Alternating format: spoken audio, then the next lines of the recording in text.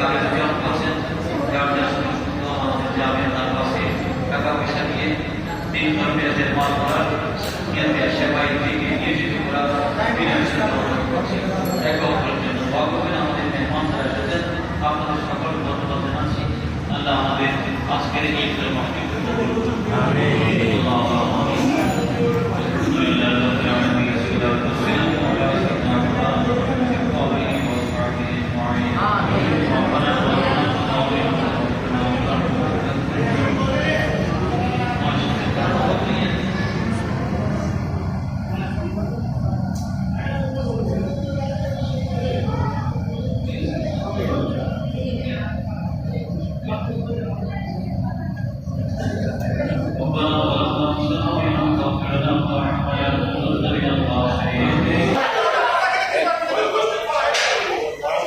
Terbaik.